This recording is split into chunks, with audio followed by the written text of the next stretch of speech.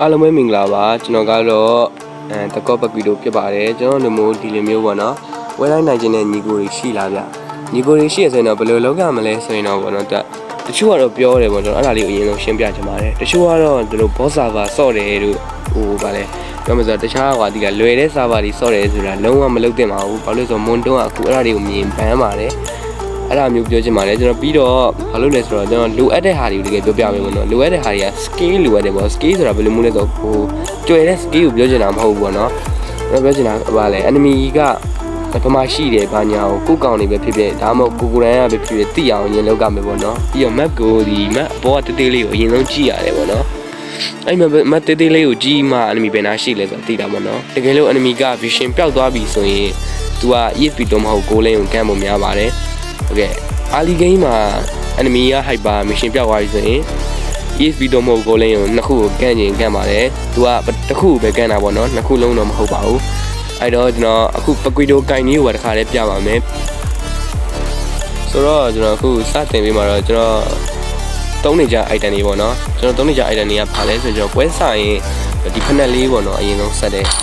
အဲ့ဖက်နက်လေးကျွန်တော်ဆက်ပြီးလို့ရှိရင်ဒီ Hand Strike ကိုရအောင်ကျွန်တော်အရင်ဆက်တယ်ပေါ့နော်ပြီးသွားလို့ရှိရင်ကျွန်တော် Sky Piercer ထည့်တယ်ပေါ့နော် Sky Piercer ထည့်သွားလို့ရှိရင်ကျွန်တော်POD ထည့်တယ်ပေါ့ POD ထည့်သွားလို့ရှိရင်ဒါပေါ့နော်ဒီကထည့်တယ်ဒီအောက်ကဟာတွေကကျတော့ကျွန်တော်ဘယ်လိုပြောရမလဲဆိုတော့လိုအပ်ရင်တုံးကိုထည့်ထားတာပေါ့နော်အများဆုံးထည့်ကျွန်တော်ထည့်ပြတာကတော့ဒီ Immortal ဒီမှာ Immortal ပေါ့နော် Immortal ထည့်သွားလို့ရှိရင်ကျွန်တော်အများဆုံးသုံးတဲ့အကွက်ကိုပြပြီးမှဖက်နက်ကိုထည့်ပေါ့နော်ဖက်နက်ကအဲ့လောက်အရင်မကြီးတော့ပကွီတိုက moment hero ပဲမဲ့သူက damage ကပိုထပ်လို့အဆင်ပြေပါပေါ့နော်အားလေးကိကျွန်တော်ပြပါမယ်ခဏလေးကျွန်တော် CD လေးထားလိုက်မယ်နော်အရင်ဆုံးကျွန်တော် CD လေးထားလိုက်မယ်ကျွန်တော်စသုံးရင်တော့ဘယ်လိုသုံးလဲဆိုတော့ကျွန်တော် skate 2ပွဲစားအရင်ယူရပါတယ်ပေါ့ skate 2ကိုအရင်ယူပွားလို့ရှိရင်သူကဟို skate 1ပေါ့နော် skate 1ရတယ်အဲ့တော့ skate 2နဲ့ကျွန်တော်စပြီးတော့ကွာကျွန်တော်ပြမယ်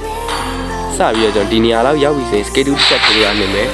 လို့ရှိရင်6စက္ကန့်လောက်သူကစောင့်ရတယ်ပေါ့နော်6စက္ကန့်လောက်စောင့်ပါနည်းနည်းဒီလိုလေးဟို white ဒီ white နဲ့အချိန်ဆွဲပြီးတော့နောက်တစ် skate ကိုထပ်စောင့်အဲ့လိုနှစ်ခုရသွားပြီဆိုရင်တော့ဘယ်လိုပြောရမလဲဆိုတော့ဒီမှာ enemy ကိုတွေ့ပြီးတော့ကျွန်တော်နှစ်ချက်ပေါ့နော်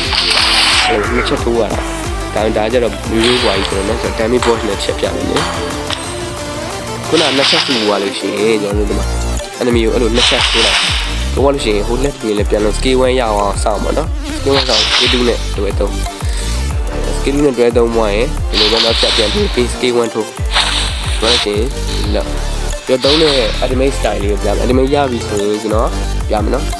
ကျွန်တော်ပြမယ်ဆိုတော့ဒီမှာ2 1 ultimate 2အဲ့လိုတော့လည်းပေါ့နော်ကျွန်တော်ပြပါမယ်အမြင်တော့ရင်လက်ကိုအမြင်တော့ရင်လည်းဒီလိုဖြစ်ပါတယ်နော်အဲ့လိုထွက်ပါတယ်ပေါ့နော်အဲ့တော့နေ့လေးသုံးပြပါမယ်အဲ့တော့2 1အဲ့ဒီမှာခလာနေမှာပါလေနော်2 1အဲ့လိုမျိုးပေါ့နော်ဒီဗီဒီယိုလေးကိုစိတ်ဝင်စားရဲဆိုရင်တော့ကျွန်တော် like and subscribe လုပ်ပေးပါလို့ရပါတယ် YouTube ကကြည့်နေတဲ့ငွေချင်းတွေကတော့ like and subscribe လုပ်ပေးပါ TikTok ကကြည့်နေတဲ့သူတွေကတော့ like and follow လေးဒါမှမဟုတ် copy link လေးထပ်ပြီးတော့ပေးသွားကြပါလို့မြင်တော့ရက်ခံအောင်ပါတယ် bye bye